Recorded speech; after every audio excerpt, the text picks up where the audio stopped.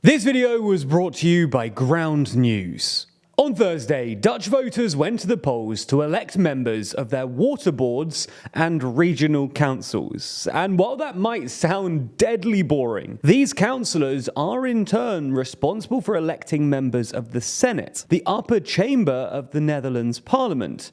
And, well, the results were pretty astonishing. To many Dutch voters, the election had become a de facto referendum on Mark Rutte's government. According to polling published by the public broadcaster on Wednesday evening, 60% of voters said that they wanted to use the election to express their view on the national government. And, well, Rutte didn't come out of this well. Every one of the four parties in the governing coalition fared badly in the vote.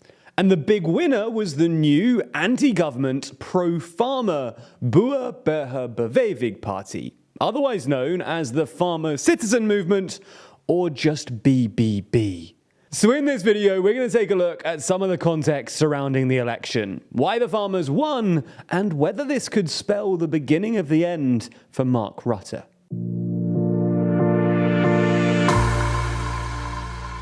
So, let's start by very quickly explaining the Dutch electoral system, and I promise this won't take long.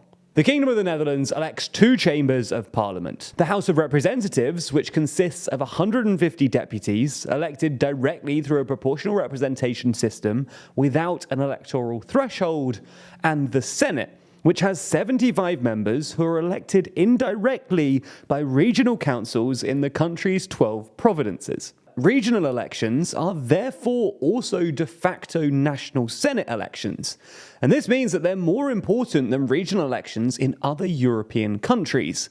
Not least because in the Netherlands, the Senate holds considerably more power than other European upper chambers.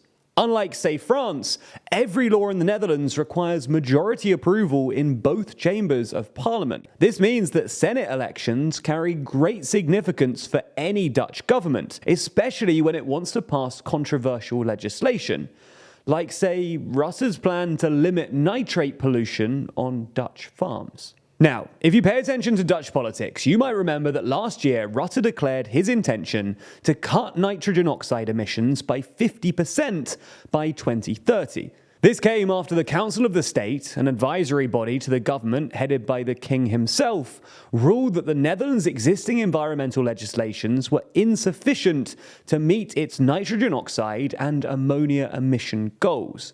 As a result, the government could no longer build roads or buildings, both activities which also emit nitrogen, until it found another way to limit the emissions.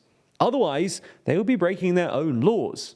Now, since agriculture accounts for something like 40% of all nitrogen emissions in the Netherlands, the government made a bold proposal to severely limit animal husbandry. And because cattle farms specifically account for about 60% of agricultural nitrogen, the proposal required the elimination of over 1 million cows and 4 million pigs, which would cause about a third of all Dutch farms to close.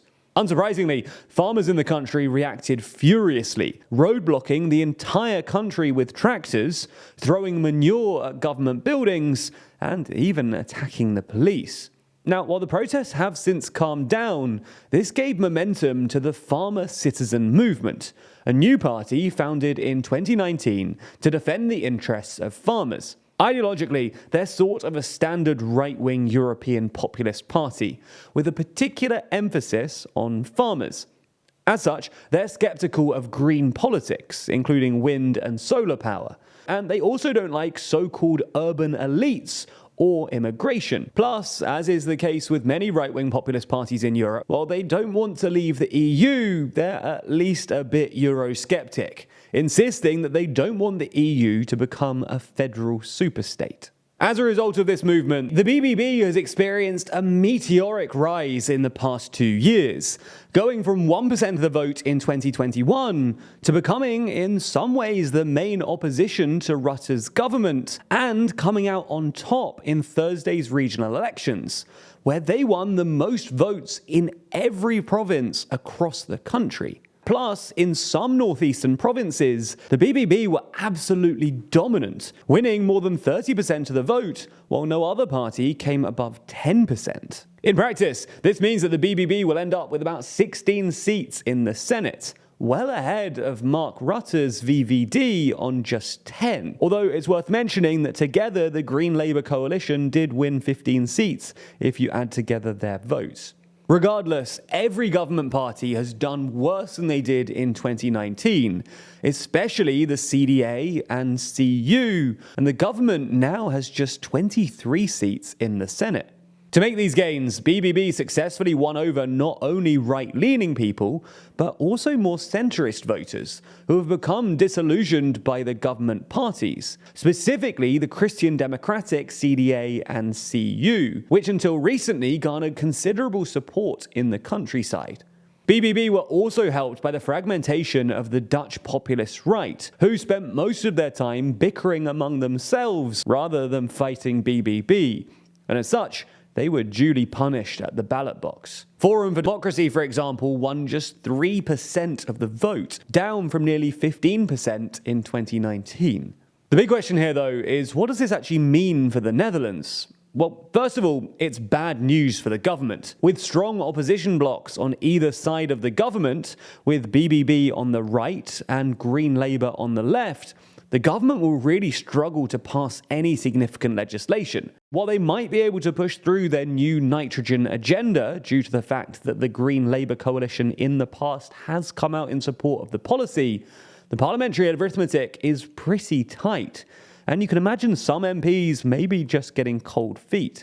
The Green Labour coalition might also take the opportunity to extract some concessions from Rutte's government, which will be both embarrassing and politically risky for Rutte. All in all, Rutte is in a more vulnerable position than ever before. So if the Rutte cabinet is unable to break the gridlock and its ability to govern effectively is jeopardized, we could see elections in the lower chamber, currently scheduled for 2025, brought forward. And if this were to happen, it's hard to see Rutte, who's been Prime Minister for 12 years now, winning another term. Nonetheless, the Dutch Prime Minister isn't called Teflon Mark for nothing, and he's weathered his fair share of political crises in the past.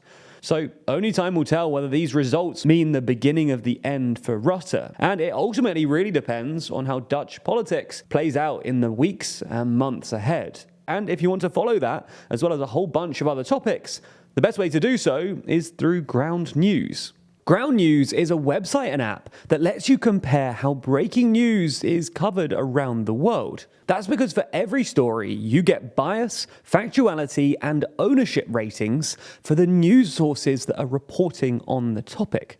That makes it a fantastic way to access global news from a diverse array of viewpoints, so that you can see how international stories are being covered by news outlets on the ground or in neighboring countries. For example, I can quickly compare headlines from government-affiliated sources to get a sense of how governments, even democratically elected ones, can steer media coverage. And Ground News truly is global. They have several editions to make sure that you're getting the news that is relevant to your region, including 4,000 news sources here in the UK alone. And if you want more than that, an even more customized experience, then you can follow specific people, places, or topics that interest you most, like politics, Europe, or the economy. It's really a fascinating way to read the news. It gives you a variety of sources and far more information about the news than any other app out there. So if you want to give it a try, you should head over to ground.news/TLDR, where you can subscribe to get unlimited access to all of their features and support an independent news platform working to make the media landscape more transparent.